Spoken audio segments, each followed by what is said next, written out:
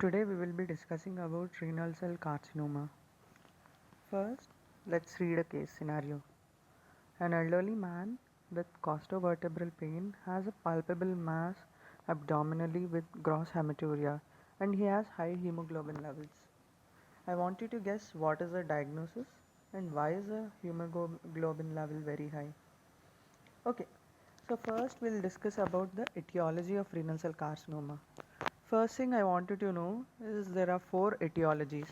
First is due to tobacco, second is due to genetic, third is due to cystic lesions, and there are other factors. So first one, before we proceed, I want you to see this von Hippel-Lindau concept. Okay, so in normoxia, when there is normal oxygen levels, what happens is HIF. HIF means hypoxia inducible factors. They are oxygenated, so and they bind with VHL gene, that is von Hippel-Lindau gene, and they are ubiquinated and they are degraded by proteasomes. So when there is no oxygen, as in this scenario, what happens is this hypoxia inducible factors, they go into the nucleus and they bind to the target genes and they increase erythropoiesis, they increase metabolism, and they increase angiogenesis. So I want you to remember this concept once. And next we have another MET gene concept. So what it does is, basically I don't want you to focus on this, I just want you to focus on this. It causes cell proliferation, it causes cell survival, it causes MEPK signaling pathway. So on a whole, it wants the cell to survive, proliferate and mature. And basically this is also used, this gene plays a very important role in the germ cell, in embryo germ cell mechanism. Okay, next we'll see about tobacco. So first, when you inhale smoke due to tobacco, it causes paroxysmal hypoxia. These cause also they have oncometabolites which cause genetic mutations of mainly VHL and MET genes. This causes a renal cell carcinoma. And second, genetic. So first VHL gene. Now we'll go back to this VHL gene. So now what happens is, when there is any normally in normoxia, as we have seen, VHL gene, when there is any mutation, it doesn't bind to this normally. So what happens is, there is abnormal erythropoiesis, there is abnormal metabolism, and there is increased angiogenesis. So due to this, it can cause renal cell carcinoma. And second thing is autosomally dominant RCC. Mainly it causes renal, the clear cell type variant. This is due to genetic factors. Then there is papillary type. Suppose there are two layers. If there is any link between these two layers are gone, then we can expect these type of loops, right? So this is called papillary type. Then fumarate and succinate dehydrogenase and dehydratase respectively, when they are mutated, they cause accumulation of succinate and fumarate. This causes accumulation of oncometabolites, and what they do is they bind to the hypoxia inducible factors, these, and they make sure that they are not degraded. So what happens is, these go into the nucleus and they cause erythropoiesis, metabolism and angiogenesis, and this causes renal cell carcinoma. And there is another loss of chromosomes. It can be due to hypoploidy or chromophobe type. Cystic diseases also can cause. So cystic diseases, how do they cause? They cause because increase in reactive oxygen species, which causes oncogenesis of DNA, which causes renal cell carcinoma. And there are other factors like heavy metals, estrogen therapy and hypertension. Now we will go on to the gross morphology. It mainly arises from the poles. As you can see, this is a kidney and these in the upper extreme poles, and as you can see it is very well circumscribed. It is large, very well circumscribed, and we can see areas of necrosis, we can see hemorrhages. I just want you to appreciate the necrosis and the hemorrhages here. Sometimes there can be a thrombus which is formed.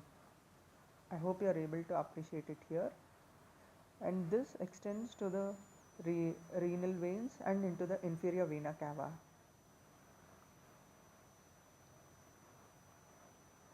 Okay, moving on to the microscopy. I want you to see the normal microscopy. I want you to observe this is the glomerulus, and as you can see there are many capillaries inside, and these are the mesangial cells. I hope you are able to identify them. And these are the normal tubules. These are the normal tubules. The tubules can include DCT or PCT. Okay, so basically on histologically type, there are 4 types: the clear cell variant, papillary, chromophobe, and collecting duct variants. Okay, we'll go one by one. Clear cell variant. So as we have already seen in the VHL gene, I want you to once again see it.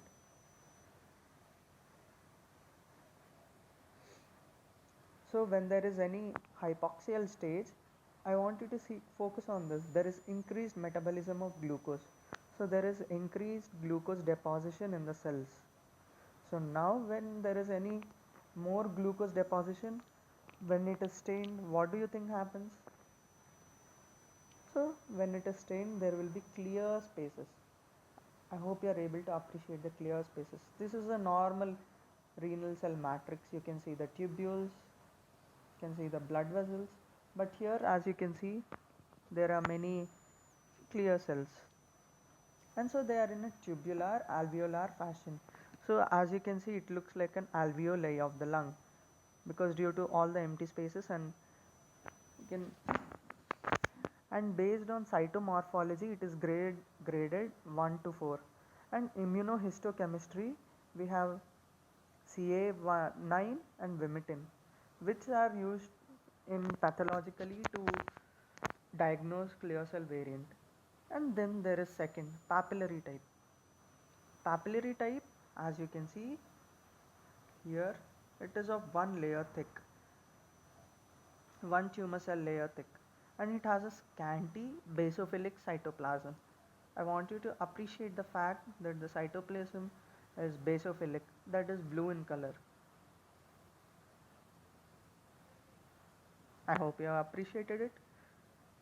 And then immunohistochemistry, cluster differentiation factor 10 and CK7. These are uh, present and they react with immunoglobulins, and they can be used for staging or even diagnosis. Third one is chromophobe. They are mostly solid type and they have a perinuclear halo. If you can see, this is a nucleus, and you can see surrounding it there is a scanty basophilic there is just a pale cytoplasm, that is the perinuclear halo. I want you to appreciate it once again.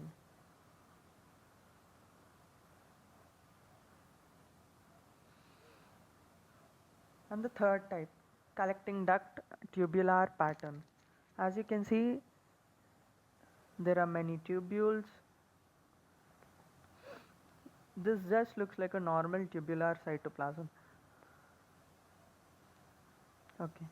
Next, we move on to the clinical features. They are generally asymptomatic because, as usual, every cancer is mainly asymptomatic until it is late. So, on normally when they present to the OPD, they can present with a flank pain, and they'll be generally be older people. And when you take a history of their personal history, you can know that they'll have a history of smoking. On examination, you can find a bimanually palpable mass. On investigations, you can find gross hematuria, and they also have systemic manifestations like cachexia, wasting of muscles, and so on. Other symptoms due to paraneoplastic syndrome. So since this is a tumor, this is a carcinoma, the extra cells, what they do is they secrete hormones. So they can secrete erythropoietin, they can secrete renin, they can secrete corticosteroids. All these causes polycythemia, or can cause hypertension, or can cause Cushing syndrome. So in the starting, when we saw that the hemoglobin level was increased, I want you to remember I asked you the second question. This was due to increase in erythropoietin.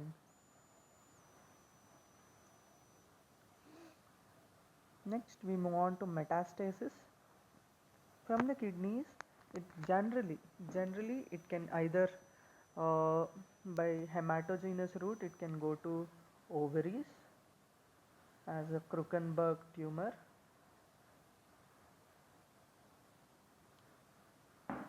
or it can go via hematogenous route to lungs, to brain, or to the perirenal lymph nodes. Next, I want to see the prognosis factors. So what are good prognostic factors, what are bad prognostic factors? So as usual, if any metastasis is a bad prognostic factor, and if there are any high NC ratio or any nuclear features of malignancy, it is also a very bad prognostic factor. And if there is a presence of renal vein invasion, it is also a bad prognostic factors. So what are the good prognostic factors? There should be no metastasis, it should be small, and earlier stage